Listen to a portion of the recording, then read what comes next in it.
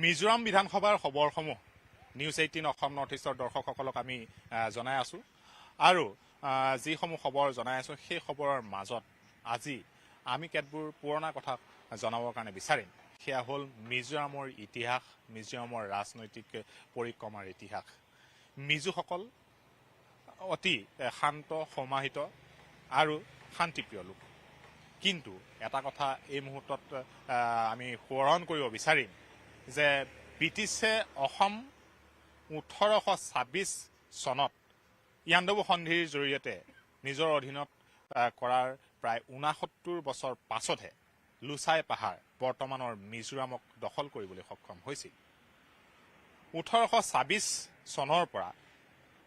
অসম অধিগ্ৰহণ কৰাৰ সেই পৰিক্ৰমা তাৰ পাছত 1895 চনতহে লুচাই পাহাৰ কব্জা কৰিবলৈ সক্ষম হৈছিল শক্তিশালী ব্ৰিটিছ ফ'ৰ্চ। এই 69 বছৰ কিয় লাগিল ব্ৰিটিছক যে লুচাই পাহাৰ দখল কৰাৰ ক্ষেত্ৰত, তাৰ ইতিহাস অতি তাৎপৰ্যপূৰ্ণ। মিজোসকল শান্ত সমাহিত হ'লেও তেওঁলোকে নিজৰ ভূমি আৰু নিজৰ অধিকাৰৰ প্ৰতি অতি সচেতন। 1826 চনৰ পৰা 1895 চনৰ এই পৰিক্ৰমা যদি চোৱা যায় তেতিয়াহ'লে দেখা যায় যে প্ৰথমতে 1840 চনত ব্ৰিটিছ সেনাবাহিনীৰ কেপ্টেইন এগৰাকী আছিল, তেওঁৰ নাম আছিল ব্লেকউড। 1840 চনত তেওঁ প্ৰথমবাৰৰ বাবে লুচাই হিলছ আক্ৰমণ কৰে। লুচাই হিলছৰ এগৰাকী গাঁও মুৰব্বীয়ে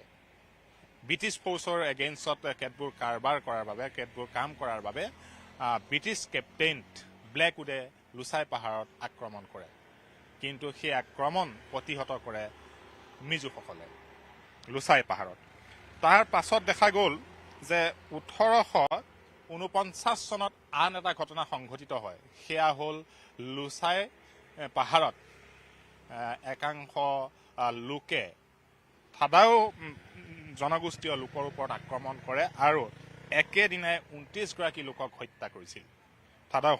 জনগোষ্ঠীয়, আৰু 42 গৰাকীক তেওঁলোকে বন্দী কৰি লৈ যায়। এই ঘটনাটো সংঘটিত হোৱাৰ পাছত ব্ৰিটিছক অনুৰোধ কৰে থাদাও জনগোষ্ঠীয় লোকে যে তেওঁলোকৰ ওপৰত আক্ৰমণ কৰিছে আৰু সেই আক্ৰমণ কৰাই নহয়, 29 গৰাকীক হত্যা কৰাই নহয়, 42 গৰাকীকৈ থাদাও জনগোষ্ঠীয় লোকক মিজোসকলে উঠাই লৈ আহিছে, বন্দী কৰি ৰাখিছে। আৰু সেই বন্দীসকলক মুক্তিৰ বাবে ব্ৰিটিছৰ ওচৰত তেওঁলোকে আবেদন কৰে। সেই মুহূৰ্তলৈকে কেপ্টেইন আছিল লেষ্টাৰ, আৰু সেই কেপ্টেইন লেষ্টাৰে তেওঁলোকক সহায় কৰাৰ বাবে লুচাই পাহাৰত পুনৰ আক্ৰমণ কৰে। সেইটোৱেই হ'ল প্ৰথমটো অধিগ্ৰহণ পৰ্ব, ব্ৰিটিছৰ অধিগ্ৰহণ পৰ্ব লুচাই পাহাৰত। প্ৰথমটো আছিল 1840 চনত, সেইটো কাৰ্যকৰী নহ'ল, সফল নহ'ল। তাৰ পাছত 1849 চনৰ সেই ঘটনাৰ পাছত থাদাও জনগোষ্ঠীৰ ওপৰত আক্ৰমণ, তাৰ পাছত কৰ্ণেল লিষ্টাৰৰ ওচৰত শৰণাপন্ন থাদাও জনগোষ্ঠী, তাৰ পাছত কৰ্ণেলগৰাকীয়ে আহি লুচাই পাহাৰত আক্ৰমণ কৰে। তাৰ পাছত একেদিনাই তেওঁলোকে মুকলি কৰে প্ৰায় 400 বন্দী, থাদাও জনগোষ্ঠীৰ 400 বন্দীক মিজো জনগোষ্ঠীৰ পৰা মুক্তি কৰি লৈ যায় আৰু বহুসংখ্যক গাঁও জ্বলাই দিয়া হয়। এই যি ব্ৰিটিছৰ অধিগ্ৰহণ পৰ্ব আৰম্ভ হ'ল, তাৰ পাছত দেখা গ'ল যে 1895 চনত লুচাই পাহাৰ সামগ্ৰিকভাৱে ব্ৰিটিছৰ অধীনলৈ যোৱাত দেখা গ'ল। আৰু এই সময়ছোৱাত মিজো পাহাৰত, অৰ্থাৎ সেই সময়ৰ লুচাই হিলছত ভিলেজ চিফসকলে ইয়াত শাসন কাৰ্য চলাইছিল, শাসনভাৰ চলাইছিল। ব্ৰিটিছ অহাৰ সময়লৈকে 60 গৰাকী ব্ৰিটিছ মিজো ভিলেজ চিফে মিজো হিলছত লুচাই পাহাৰত শাসনভাৰ চলাইছিল, শাসন কাৰ্য চলাইছিল। আৰু ব্ৰিটিছ অহাৰ পাছত ইয়াত খ্ৰীষ্টান ডমিনেশ্যন আহে আৰু খ্ৰীষ্টান ধৰ্ম ইয়াত প্ৰৱৰ্তন কৰাৰ ক্ষেত্ৰত যি প্ৰক্ৰিয়া ব্ৰিটিছসকলে ল'লে, তাৰ পাছত ইয়াত ধৰ্মৰ লগতে সমান্তৰালকৈ শিক্ষা ব্যৱস্থা উন্নত হ'বলৈ আৰম্ভ হয়। পৰৱৰ্তী সময়ত দেখা গ'ল যে এই যি প্ৰক্ৰিয়া চলিল, পৰৱৰ্তী সময়ত 259 গৰাকীলৈ ইয়াত লুচাই হিলছত ভিলেজ চিফৰ সংখ্যা বৃদ্ধি পায় আৰু তেওঁলোকেই কাৰ্যক্ষেত্ৰত লুচাই হিলছ পৰিচালনা কৰে আৰু কৰ কাটল দি আছিল ব্ৰিটিছসকলক পৰৱৰ্তী সময়ত দেখা গ'ল যে 1947 চনত যেতিয়া ভাৰত স্বাধীন হ'ল একেলগে মিজো হিলছ লুচাই হিলছো মুক্তি হ'ল বা স্বাধীন হ'ল এই স্বাধীনতাৰ পৰৱৰ্তী সময়ত খুব ঠিকে থাকে চলি আছিল বুলিয়েই ক'ব লাগিব যি গাঁও ভিত্তিক যিসমূহ প্লেচ ইয়াত শাসনভাৰ চলাইছিল তাৰ পাছত ঠিকে থাকে চলিলেও কিন্তু পৰৱৰ্তী সময়ত 1959 চনত এক দুৰ্ভিক্ষ হয় সেই দুৰ্ভিক্ষৰ কথা আজিৰ প্ৰজন্মই ঘুনুকঘানাকে শুনিলেও পুৰণা প্ৰজন্মৰ জ্যেষ্ঠসকলে জানে যে মৌতম নামৰ সেই দুৰ্ভিক্ষ বাঁহ ফুল হৈছিল বাঁহ ফুলাৰ ফলত এন্দুৰ নিগনিয়ে বাঁহ ফুল খাই প্ৰজনন প্ৰক্ৰিয়া বৃদ্ধি পোৱাত এন্দুৰ নিগনি পৰৱৰ্তী সময়ত যিমান শস্য আছিল শস্য খেতি পথাৰ সকলো ধ্বংস হয় পৰৱৰ্তী সময়ত এক দুৰ্ভিক্ষৰ সন্মুখীন হ'বলগীয়া হয় লুচাই পাহাৰত আৰু দুৰ্ভিক্ষৰ সময়ছোৱাতে মহামাৰী হয় মহামাৰীত বহু মানুহ নিহত হ'বলগীয়া হয় মৃত্যুক আঁকোৱালি ল'বলগীয়া হয় সেই সময়ছোৱাত কিন্তু অসম চৰকাৰে লুচাই হিলছৰ দুৰ্ভিক্ষত সহায় নকৰাৰ অভিযোগ উত্থাপিত হয় আৰু সেই হ'ল এক প্ৰক্ৰিয়া MNF তাৰ পাছতেই জন্ম হয় আৰু মিজো নেশ্যনেল ফ্ৰণ্ট তেওঁলোকে মিজো হিলছত সেই সময় লুচাই পাহাৰত দুৰ্ভিক্ষত আক্ৰান্ত হোৱাসকলক সহায় সাহায্য কৰাৰ বাবে বিভিন্ন প্ৰচেষ্টা চলায় আৰু সেই প্ৰচেষ্টা চলাই থকাৰ পাছত ভাৰতীয় শাসন ব্যৱস্থা অসম চৰকাৰৰ শাসন ব্যৱস্থাৰ প্ৰতি তেওঁলোকৰ মোহভংগ হয় আৰু তেওঁলোকে সুকীয়া এখন দেশ সুকীয়া এখন ৰাষ্ট্ৰ গঠনৰ বাবে পৰৱৰ্তী সময়ত সেই দুৰ্ভিক্ষৰ পিছত তেওঁলোকে MNFক সশস্ত্ৰ বিদ্ৰোহী সংগঠনলৈকে পৰ্যবেক্ষিত কৰে পৰৱৰ্তীখিনি বহুতেই জানে কেনেকৈ মিজো পাহাৰত পৰৱৰ্তী সময়ত সন্ত্ৰাসবাদ দমনৰ নামত ইয়াত সেই সময়ত চলি আছিল কেন্দ্ৰত কংগ্ৰেছ চৰকাৰ আৰু এই মিজোৰামত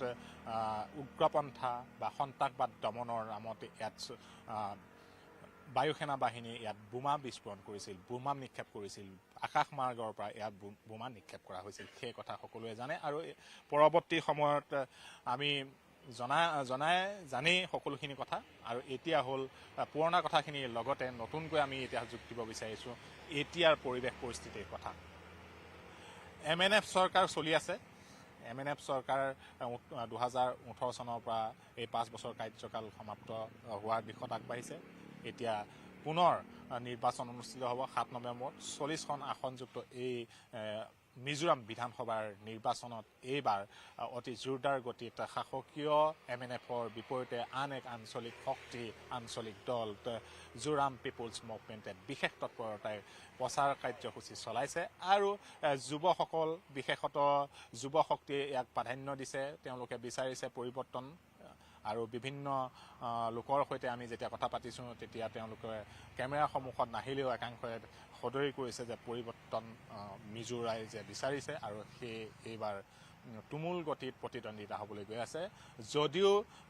বিজেপি ৰাষ্ট্ৰীয় দল কংগ্ৰেছলৈ ইয়াত বিশেষভাৱে প্ৰাৰ্থী প্ৰক্ষেপ কৰিছে বিজেপিৰ ফালৰ পৰা 29গৰাকী বিজেপিৰ ফালৰ পৰা এইবাৰ 23খন আসনত প্ৰতিদ্বন্দ্বিতা আগবঢ়াইছে কংগ্ৰেছ আছিল দীৰ্ঘদিন ধৰি শাসনত তেওঁলোকে 40টা সমষ্টিতে প্ৰতিদ্বন্দ্বিতা কৰিছে কিন্তু কংগ্ৰেছৰ যি হাৰত ইয়াত প্ৰচাৰ চলিব লাগিছিল সেই হাৰত প্ৰচাৰ চলা দেখা যোৱা নাই এই নিৰ্বাচনী বতৰত আমাৰ সৈতে গুৱাহাটীৰ পৰা আহি নিৰ্বাচনী প্ৰচাৰৰ বাতৰিসমূহ সংগ্ৰহ কৰি আছে জ্যেষ্ঠ সাংবাদিকে তেওঁৰ পৰা আমি পোনপটীয়াকৈ জানিব বিচাৰিম দেৱ সাহেব আপুনি আজি 2-3 দিন হ'ল ইয়াত ঘূৰিছে বিভিন্ন পৰিৱেশ পৰিস্থিতি চাইছে ৰাজনৈতিক দলৰ নেতৃত্বৰ সৈতে আপুনি আলোচনা কৰিছে আৰু সাধাৰণ জনতাৰ পৰা আৰম্ভ কৰি ছাত্ৰ যুৱচাম বা বিজনেছ কমিউনিটি সকলোৰে কথা পাতিছে কেনেধৰণৰ পৰিৱেশ পৰিস্থিতি দেখিছে এইবাৰ বিজু তুমি যে ক'লা মিজোৰামৰ ইলেকশ্যনৰ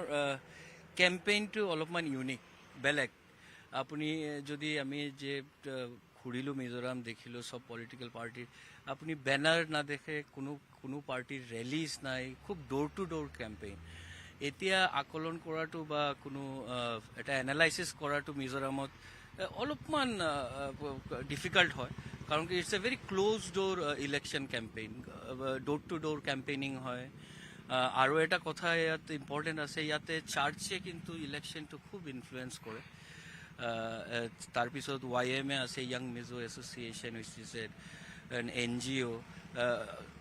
মানে they also look after the election process খুব থোড়া election process মানে they monitor so যেটো দেখিলো এইবাৰ ruling party MNF or যেটো anti incumbency আছিল 3 years of 3টা টার্ম MNF কৰিছে ইয়াত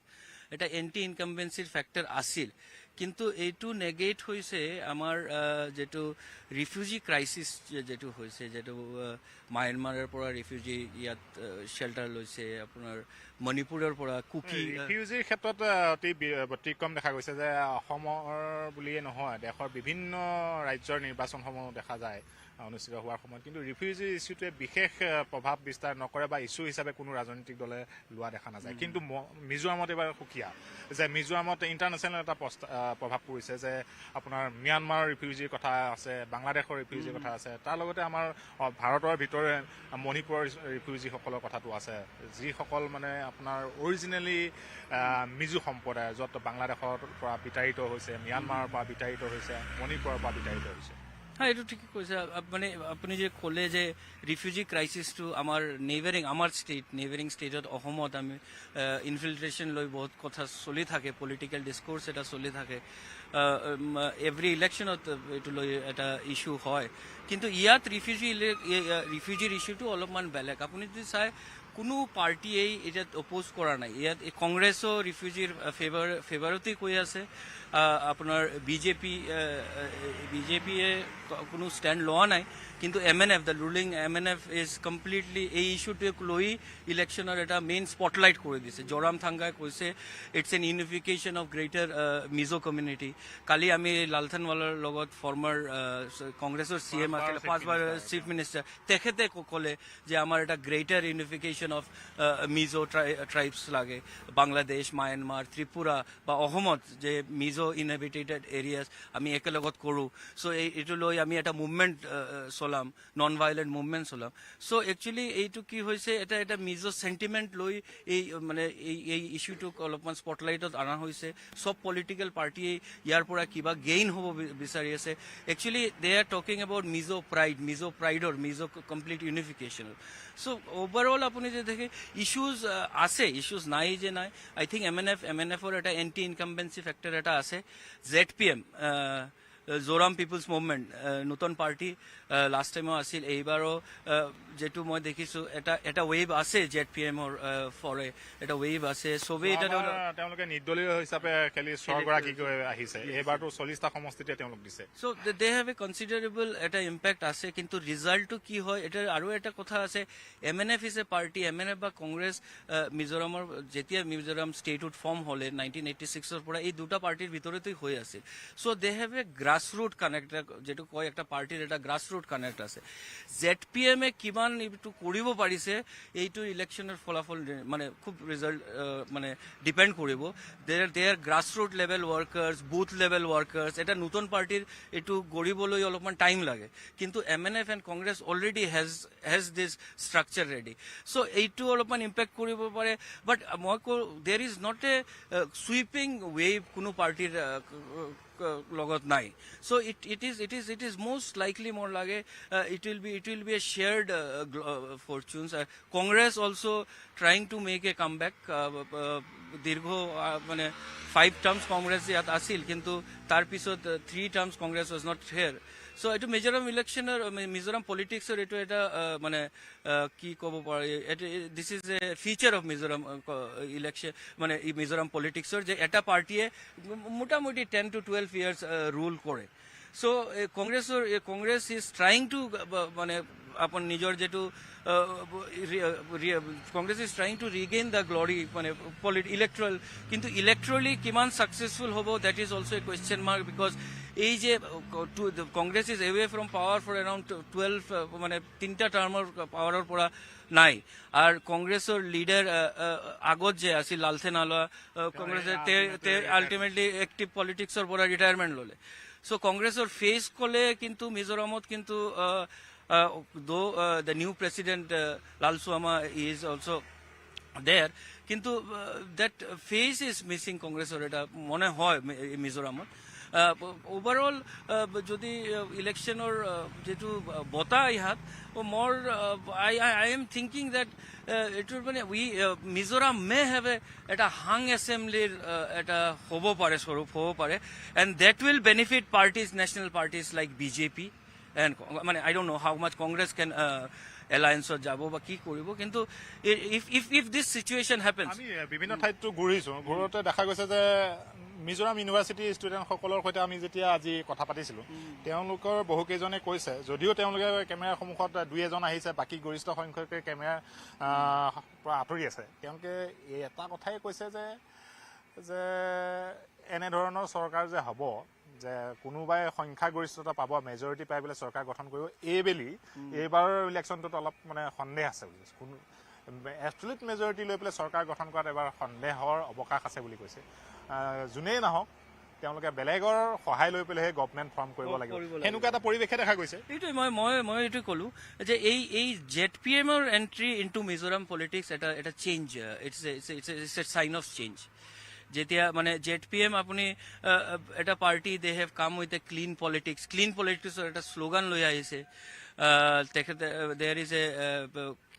proposal that they won't take increased salary বা নতুন গাড়ী যেটো গভৰ্ণমেণ্টৰ পৰা পায় সো কৰাপশ্যনৰ বিপৰীতে সো আৰু এটা Mizoram being centrally funded 90% special category state 90% is central funding so they have to keep a cordial relation with New Delhi eto rakhibai lagibo and yet without central help they cannot run and another point is that I think BJP is waiting in the back door is JPM whatever JPM have said kali lalduama college we won't alliance with the BJP or any national parties our regional identity to intact rakhim কিন্তু regional এটা বতা আছে কিন্তু problem for politicians গভর্নমেন্টর এটা মানে regional পার্টির specially north eastern side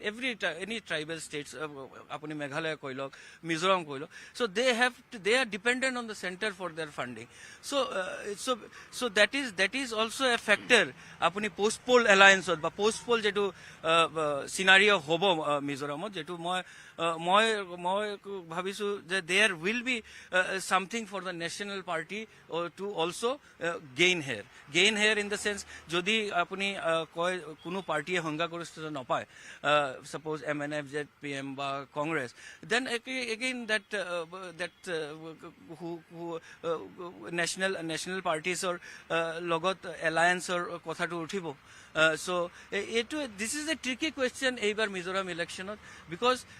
BJP logot MNF or tie up asil is a constituency of Northeast Democratic Alliance nedar kiman existent ase etu a questionable factor eta kotha thik je kuno agaki kendriya montriye BJP হৈ পেলাই বহুকেইগৰাকী মন্ত্ৰী আহিছে তাৰ ভিতৰত আমি পোনপটীয়াকৈ news 18ৰ সৈতে বাছুতীয়া সাক্ষাৎকাৰত কেন্দ্ৰীয় মন্ত্ৰী সৰ্বানন্দ সোণোৱালে এটা কথা ক'লে যে কাৰো সৈতে মিত্ৰতা হোৱা নাই বাৰু দেখাই হোৱা নাই বা ভিতৰুৱাকৈ হোৱা নাই বুলি তেওঁ কৈছে যি কৰিব বিজেপিয়ে নিজাববীয়াকৈ কৰিব তেওঁলোকৰ সিদ্ধান্ত সময়ত ল'ব বুলি কৈছে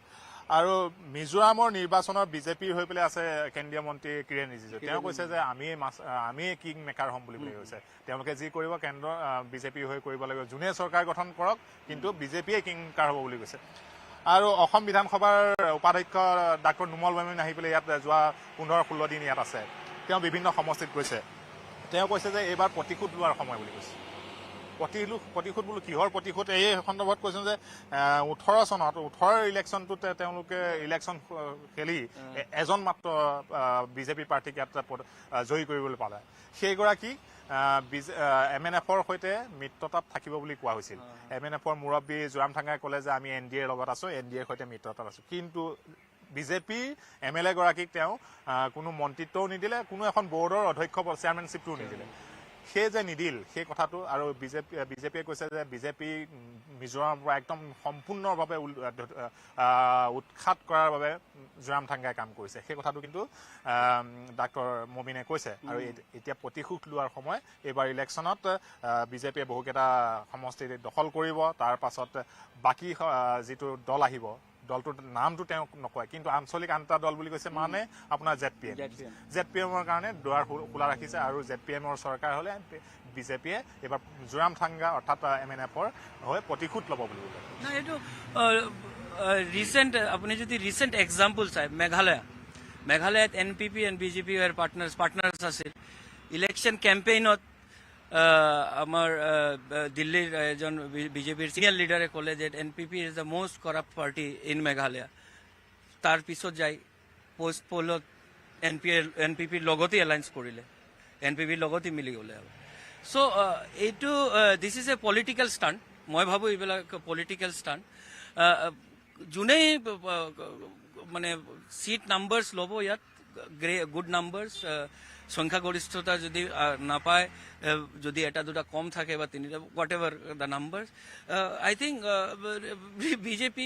বিজেপি বা কংগ্ৰেছেই হওক দে উইল ৰিইউনাইট আৰু এইটোৰ মধ্যে যে আমি তাৰ লগত এলায়েন্স নকৰোঁ প্ৰি পলত মানে whatever they are saying but post পলত দিছ ডিফাৰেঞ্চ আপোনাৰ মেঘালয়তে আপুনি পাইছে চ' ইয়াতো যে এইটো যে আমি একদম সম্পৰ্কহীন কৰি দিম মোৰ খুব ডাউট আৰু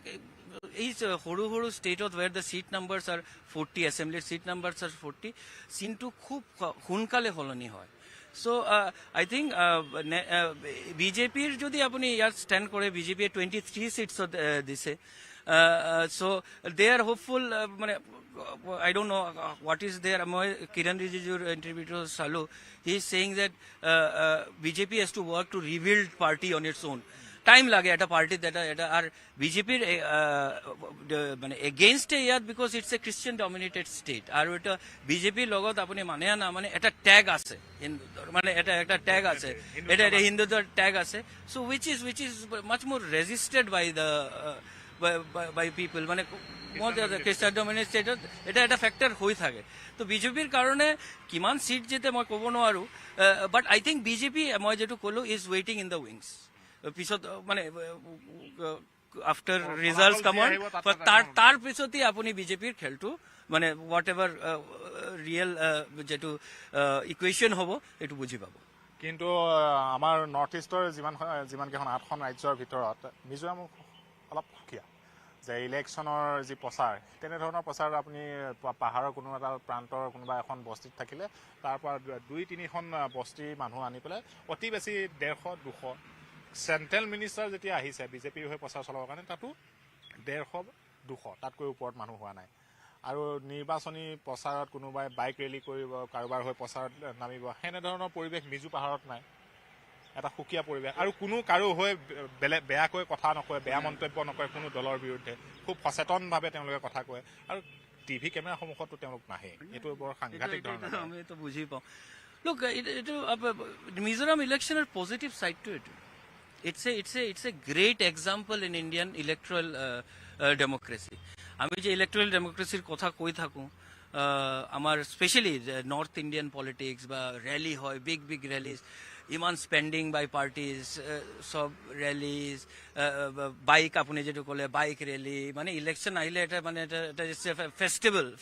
কি ফেষ্টিভেল অসমৰ পৰিৱেশটো এতিয়া বহুত বেলেগেই হৈ গ'লে একদম মানে